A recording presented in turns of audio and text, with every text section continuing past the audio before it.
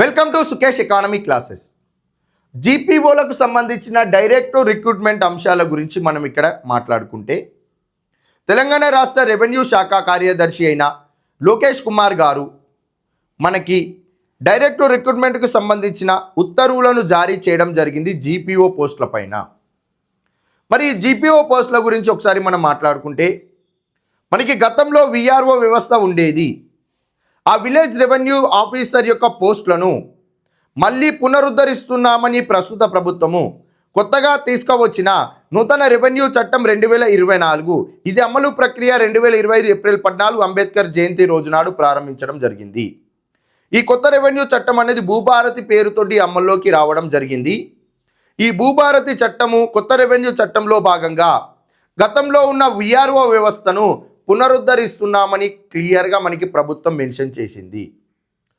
మరి గతంలో ఉన్న విఆర్ఓ వ్యవస్థ మళ్ళీ పునరుద్ధరిస్తున్నాము అని అంటే ఆ విఆర్ఓ అనే పేరును జీపీఓగా గ్రామ పరిపాలన ఆఫీసర్గా మెన్షన్ చేసి జీపీఓలను పునరుద్ధరిస్తున్నాము అన్నారు. మరి ఇప్పుడు తెలంగాణలో ఎంతమంది జీపీఓలు కావాలి? 10,954 జీపీఓలు కంపల్సరీ కావాలి. మరి చాలామంది ఏమనుకున్నారు అని అంటే, ఈ జీపీఓ పోస్టులకు సంబంధించిన నోటిఫికేషన్ వస్తుంది, ఇది బల్క్ నోటిఫికేషను, పెద్ద నోటిఫికేషను, ప్రతి డిస్టిక్కి 300-400కు పైగా పోస్టులు ఉండే అవకాశం ఉందని చెప్పి అందరూ అనుకున్నారు. కానీ తెలంగాణ రాష్ట్ర రెవెన్యూ శాఖ మంత్రి అయిన పొంగులేటి శ్రీనివాస్ గారు మనకి ఒక ప్రకటన చేశాడు ఆ మధ్యలో. ఏమని? మేము జీపీఓలకు సంబంధించిన పోస్టులను గతంలో విఆర్ఓగా విఆర్ఏలుగా విధులు నిర్వహించిన వారికి మొదటి అవకాశము ఇస్తాము. వాళ్ళు మళ్ళీ జీపీఓలుగా విఆర్ఓ ఎవరైతే ఉన్నారో విఆర్ఏ ఎవరైతే ఉన్నారో వాళ్ళు మళ్ళీ అదే పోస్టుకు రావాలి అనుకుంటే వాళ్ళకి మొదటి అవకాశం ఇస్తాము అని చెప్పి రెవెన్యూ శాఖ మంత్రి అయిన పొంగులేటి శ్రీనివాస్ గారు తెలియజేశారు. అలా గతంలో విఆర్ఏగా విఆర్ఓలుగా విధులు నిర్వహించిన వారు ప్రస్తుతం వివిధ కార్యాలయాలలో జూనియర్ అసిస్టెంట్లుగా రికార్డ్ అసిస్టెంట్లుగా విధులు నిర్వహిస్తున్నారు. అందులో ఎవరికైనా ఇంట్రెస్ట్ ఉంటే జీపీఓలుగా రావచ్చు అని చెప్పి స్టేట్మెంట్ అనేది మనకి రెవెన్యూ శాఖ మంత్రి చెప్పారు. అందులో భాగంగా మనకి ప్రభుత్వము ఎవరైతే గతంలో విఆర్ఓగా విఆర్ఏగా విధులు నిర్వహించారో వాళ్ళు మళ్ళీ జీపీఓలుగా రావాలి అంటే ప్రభుత్వం నిర్వహించే టెస్టును మీరు పాస్ అవ్వాల్సిందే అని చెప్పి మెన్షన్ చేశారు. అనగా వాళ్ళకి కూడా ఎగ్జామ్ కండక్ట్ చేసి మళ్ళీ జీపీఓలుగా వాళ్ళని నియమించడం జరిగింది. మరి అలా నియమించిన వారు ఎంతమంది ఉన్నారు అంటే, ఫస్ట్ ఫేజ్లో మొదటిసారి ఎగ్జామ్ కండక్ట్ చేసినప్పుడు 3,000కు పైగా మంది ఎగ్జామ్ రాశారు, క్వాలిఫై అయ్యారు. సెకండ్ సారి ఎగ్జామ్ రాసినప్పుడు మనకి 2,000కు పైగా ఎగ్జామ్ రాశారు, క్వాలిఫై అయ్యారు. మొత్తంగా మనకి 5,500 నుండి 6,000 మందిని రిక్రూట్ చేసుకోవడం జరిగింది జీపీఓలుగా. ఎవరిని? గతంలో విఆర్ఓగా విఆర్ఏలుగా విధులు నిర్వహించిన వారికి. మరి వీళ్ళకి జీపీఓలుగా రిక్రూట్ చేసుకున్న తర్వాత ప్రొబేషన్ పీరియడ్ 1 year ఉంటుంది. ఏంటిదండి? ప్రొబేషన్ పీరియడ్ అనేది 1 year ఉంటుంది వీళ్లకు. మరి తెలంగాణలో ఎన్ని జీపీఓ పోస్టులు కావాలి? 10,954 జీపీఓ పోస్టులు కావాలి. గతంలో విఆర్ఓ విఆర్ఏలుగా విధులు నిర్వహించిన వారికి సుమారుగా 5,500 నుంచి 6,000 మధ్యలో వాళ్ళకి పోస్టులను నింపడం జరిగింది. మరి రిమైనింగ్ 5,000 పోస్టులు అనేది డైరెక్ట్ రిక్రూట్మెంట్ ద్వారా, అనగా మనకి టీజీపీఎస్సీయా లేకుంటే సపరేట్ ఏదైనా బోర్డు ఏర్పాటు చేసి అయినా ఈ రిమైనింగ్ 5,000 పోస్టులకు సంబంధించిన నోటిఫికేషన్ని జారీ చేయాలి. ఈ నోటిఫికేషన్ జారీ చేయడానికి డైరెక్ట్ రిక్రూట్మెంట్ ద్వారా జీపీఓ పోస్టు పొందడానికి అర్హత ఏమి ఇచ్చారు అంటే, ఇక్కడ డిగ్రీ క్వాలిఫికేషన్ ఇవ్వడం జరిగిందండి. ఏంటిది? డిగ్రీ క్వాలిఫికేషన్ ఇచ్చారు. ఏజ్ అనేది 18 నుండి 34 సంవత్సరాలు. ఒకవేళ ఎస్సీ ఎస్టీలు అయితే 5 సంవత్సరాల యొక్క వయో పరిమితి కూడా పెంచడం జరుగుతుంది. మరి అదేవిధంగా కొత్తగా డైరెక్ట్ రిక్రూట్మెంట్ ద్వారా ఎవరైతే జీపీఓ పోస్ట్కి ఎంపిక అవుతారో వాళ్ళకి 3 సంవత్సరాల కాలం పాటు ప్రొబేషన్ పీరియడ్ ఉంటుంది. ఏంటండి? 3 సంవత్సరాల కాలం పాటు వాళ్ళకి ప్రొబేషన్ పీరియడ్ ఉండడం జరుగుతుంది. సాధారణంగా ప్రొబేషన్ పీరియడ్ అనేది ప్రభుత్వ ఉద్యోగానికి 2 సంవత్సరాలు ఉంటుంది. కానీ జీపీఓలకు ప్రొబేషన్ పీరియడ్ 3 సంవత్సరాలు ఉంటుందని చెప్పి రెవెన్యూ శాఖ కార్యదర్శి అయిన లోకేష్ కుమార్ గారు విడుదల చేసిన ఉత్తర్వుల్లో క్లియర్గా మెన్షన్ చేశారు. అదేవిధంగా వీటితో పాటు ఏ డిస్టిక్లో ఎన్ని జీపీఓ పోస్టు ఖాళీ ఉన్నాయి, వాళ్ళకి సంబంధించిన రిక్రూట్మెంట్ ప్రొసీజరు, వాళ్ళకి ఇవ్వాల్సిన అపాయింట్మెంట్ ఆర్డరు, వాళ్ళపైన పూర్తి బాధ్యత, వాళ్ళపైన తీసుకోవాల్సిన క్రమశిక్షణ చర్యలన్నీ కూడా ఆ జిల్లా కలెక్టర్కే పూర్తి బాధ్యతలు ఇవ్వడం జరుగుతుంది. ఒక జిల్లాలో 100 జీపీఓ పోస్టులు ఖాళీ ఉంటే ఆ 100 జీపీఓ పోస్టులకు సంబంధించిన రిక్రూట్మెంట్ ప్రొసీజర్ కానీ, అంటే బోర్డు ఆధ్వర్యంలో రిక్రూట్మెంట్ ప్రొసీజర్ కానీ, వారిపైన ఎలాంటి చర్యలు తీసుకోవాలి, వాళ్ళకి క్రమశిక్షణ చర్యలు ఎలా ఉండాలి, వాళ్ళకి ఎలాంటి శిక్షణ ఇవ్వాలి, వాళ్ళకి రెవెన్యూ డిపార్ట్మెంట్లో భాగంగా ప్రొబేషన్ పీరియడ్లో వాళ్ళు ఏమేం చేయాలి అనేది పూర్తిగా కలెక్టర్ యొక్క పర్యవేక్షణలో మాత్రమే జరుగుతుంది.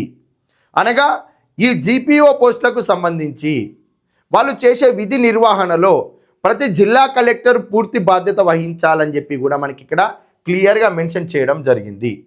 ఇప్పుడు ఎవరైతే ఎగ్జామ్ రాసి డైరెక్ట్ రిక్రూట్మెంట్ ద్వారా ఎగ్జామ్ రాసి జీపీఓ పోస్టుకు ఎంపిక కాబడతారో వాళ్ళు ప్రభుత్వానికి కంపల్సరిగా బాండు రాసి ఇవ్వాల్సిందే.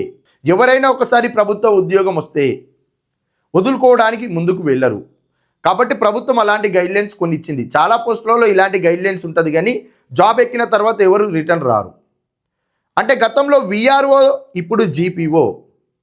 ఒకవేళ ప్రభుత్వము ఈ 5,000 పోస్టులను డైరెక్ట్ రిక్రూట్మెంట్ ద్వారా నోటిఫికేషన్ ఇచ్చి నింపితే తెలంగాణలో ప్రస్తుతానికి ఇది అతిపెద్ద నోటిఫికేషన్ అవుతుంది.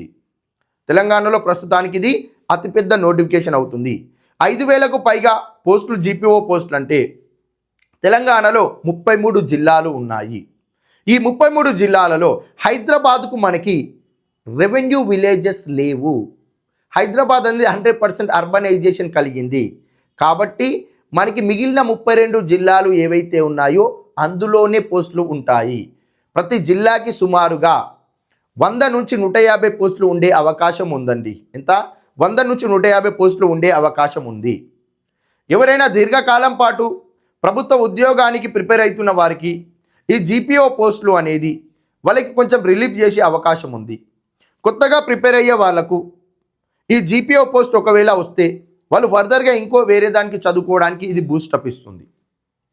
అంటే ఏది ఏమైనా ప్రభుత్వం ఈ డైరెక్ట్ రిక్రూట్మెంట్ ద్వారా ఈ 5,000 పోస్టులను నింపగలిగితే ఇది తెలంగాణలో ప్రస్తుతానికి అతిపెద్ద నోటిఫికేషన్ అయితే అయ్యే అవకాశం ఉన్నది. మరి ఇప్పుడు ఇక్కడ వాళ్ళకి పాత విఆర్ఓలకే ఎగ్జామ్ కండక్ట్ చేశారన్నాం కదా, వాళ్ళ ఎగ్జామ్ పేపర్ ప్యాటర్న్ ఎలా ఉండేది అంటే ఇక్కడ వాళ్ళకి క్లియర్గా మెన్షన్ చేశారు. ఏమని? ఇక్కడ మేము ఒక 5 క్వశ్చన్స్ ఇస్తున్నాము. ఈ 5 క్వశ్చన్లో మీకు ఫస్ట్ క్వశ్చన్కి ఏబి ఉంటుంది. ఏ ఆన్సర్ వస్తే బి రాయాల్సిన అవసరం లేదు. సెకండ్ క్వశ్చన్లో ఏబి ఉంటుంది. బి ఆన్సర్ వస్తే ఏ రాయాల్సిన అవసరం లేదు. అనగా నువ్వు చూజ్ చేసుకోవచ్చు. ఒక క్వశ్చన్లో 2 ఉంటాయి, ఒకటే ఆన్సర్ రాయాల్సి ఉంటుంది. ఇలా మొత్తంగా మనకి 5 క్వశ్చన్స్ ఇచ్చారు. 5 క్వశ్చన్లో ఒక్కొక్క దాంట్లో 2 క్వశ్చన్లు ఉన్నాయంటే వాళ్ళకు ఒక క్వశ్చన్ పేపర్లో 10 క్వశ్చన్స్ ఇవ్వడం జరిగింది. ఆ 10 క్వశ్చన్స్ గురించి రిటర్న్గా రాయాలి.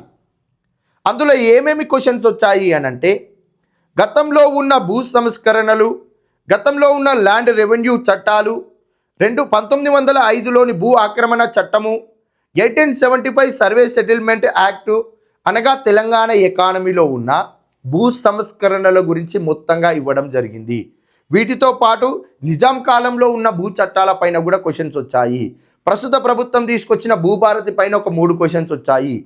మొత్తంగా 2 ఎగ్జామ్ల ద్వారా మొత్తం 20 క్వశ్చన్స్ ఇచ్చారండి. 20 క్వశ్చన్స్ అంటే ఫస్ట్ క్వశ్చన్లో 1, 2 ఉంది కదా, ఇలా ఫస్ట్ పేపర్లో 10 క్వశ్చన్స్, సెకండ్ పేపర్లో 10 క్వశ్చన్స్, 20 క్వశ్చన్స్ ఉన్నాయి.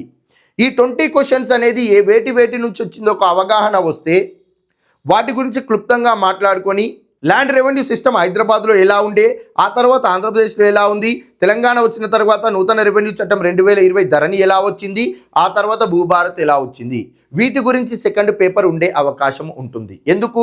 పర్టికులర్గా వీళ్ళకి ఎగ్జామ్ కూడా ల్యాండ్ రెవెన్యూ సిస్టానికి సంబంధించిన అంశాలపైననే వాళ్ళకి 20 క్వశ్చన్స్ అడగడం జరిగింది. గ్రామ పరిపాలన ఆఫీసర్కి సంబంధించిన విధులు, ల్యాండ్ రెవెన్యూ సిస్టము, వీటిపైనే క్వశ్చన్స్ ఇచ్చారు. కాబట్టి మనకి డైరెక్ట్ రిక్రూట్మెంట్ ద్వారా సెకండ్ పేపర్ ఉండే అవకాశం ఉంది. ఆ సెకండ్ పేపర్లో కూడా మనకి మొత్తంగా భూ సంస్కరణల గురించే ఉంటుంది. కాబట్టి మనకి ఇక్కడ సుకేష్ ఎకానమిక్ క్లాసెస్లో భూభారతి చట్టానికి సంబంధించి భూ సంస్కరణలు, అదేవిధంగా రెవెన్యూ టర్మినాలజీ, గతంలో ఉన్న భూ సంస్కరణల చట్టాలన్నీ, ధరణి చట్టం గురించి, అదేవిధంగా భూభారతి చట్టం గురించి డీటెయిల్గా మనము ఒక 5 నెలల కిందనే క్లియర్గా క్లాసెస్ అనేది ఇక్కడ రూపొందించడం జరిగింది. గవర్నమెంట్ ఎలాంటి ఉత్తర్వులు జారీ చేయలేదు కాబట్టి ఈ కోర్సును మనం అనౌన్స్ చేయలేదు. ఈరోజు సర్వీస్ రూల్స్ ఇవ్వడం జరిగింది కాబట్టి ఈ కోర్సు గురించి మనం ఇక్కడ మెన్షన్ చేయడం జరుగుతుంది. భూభారతి చట్టంకు సంబంధించి, భూ సంస్కరణలకు సంబంధించి జీపీఓ ఎగ్జామ్లో భాగంగా వచ్చే సెకండ్ పేపర్ డీటెయిల్స్ అన్నీ కూడా మనకి ఈ చట్టంలో ఎక్స్ప్లెయిన్ చేయడం జరిగింది. ఇది కేవలం 199 రూపీస్కి మాత్రమే ప్రొవైడ్ చేస్తున్నాము. వ్యాలిడిటీ అప్ టు ఎగ్జామ్ వరకు ఇవ్వడం జరుగుతుంది. ప్రభుత్వం ఎప్పుడైనా నోటిఫికేషన్ ఇవ్వని ఎగ్జామ్ అయిపోయేంత వరకు 1 ఇయర్ ఉంటుందా, 2 ఇయర్స్ ఉంటుందా, అది వ్యాలిడిటీ అన్లిమిటెడ్ ఇవ్వడం జరుగుతుంది. ఈ కోర్సులో మనకి ల్యాండ్ రెవెన్యూ సిస్టానికి సంబంధించిన డీటెయిల్గా క్లాసెస్ ఇవ్వడం జరిగింది. భూ సంస్కరణలు, భూ చట్టాలు, రెవెన్యూ టర్మినాలజీ, అదేవిధంగా రీసెంట్గా జీపీఓలుగా రిక్రూట్ చేసుకోవడానికి విఆర్ఓ విఆర్ఏలకు ఎగ్జామ్ కండక్ట్ చేసిన ఆ 2 పేపర్లకు సంబంధించిన 20 క్వశ్చన్స్ కూడా మనం ఇక్కడ ఎక్స్ప్లెయిన్ చేయడం జరిగింది. ఈ క్లాసెస్తో పాటు టెస్ట్ సిరీస్ని కూడా కండక్ట్ చేస్తాము. ప్రజెంట్ 2 టెస్టులు కండక్ట్ చేశాము. 2 టెస్టులు ఆల్రెడీ అప్లోడ్ చేసి ఉన్నాయి. ఆ టెస్ట్ సిరీస్ కూడా ఎక్స్ప్లెయిన్ చేయడం జరుగుతుంది. గవర్నమెంట్ ఒకవేళ నోటిఫికేషన్ ఇచ్చిన తర్వాత ఈ రెవెన్యూ సిస్టానికి సంబంధించి ప్రస్తుతం మనకున్న క్లాసులకు అనుగుణంగా ఇంకా సిలబస్ ఏమైనా పెంచితే ఆ పెంచిన సిలబస్ని కూడా మేము ఇక్కడ మీకు ప్రొవైడ్ చేయడం జరుగుతుంది. కేవలం 199 రూపీస్కే డీటెయిల్గా క్వాలిటీతో కూడిన క్లాసెస్ ఇక్కడ మనం ప్రొవైడ్ చేయడం జరిగింది. గవర్నమెంట్ అఫీషియల్గా ఉత్తర్వులు జారీ చేసేంత వరకు కూడా మేము కోర్సును అనౌన్స్ చేయలేదు. మనకి గవర్నమెంట్ తరపున రెవెన్యూ శాఖ కార్యదర్శి ఉత్తర్వులు జారీ చేయడం జరిగింది కాబట్టి మనము ఈ డైరెక్ట్ రిక్రూట్మెంట్ ప్రొసీజర్ ఉంటుంది అనిపించినప్పుడే కోర్సును అనౌన్స్ చేయడం జరుగుతుంది. కేవలం 199 రూపీస్కి మాత్రమే ఇవ్వడం జరుగుతుందండి. అప్ టు అన్లిమిటెడ్ ఎగ్జామ్ వరకు కూడా మీకు కోర్సు వ్యాలిడిటీ ఉంటుంది. 1 ఇయర్ 2 ఇయర్స్ అని ఏం లేదు. అన్లిమిటెడ్ వరకు ఈ కోర్సును మేము ప్రొవైడ్ చేయడం జరుగుతుంది. Thank you.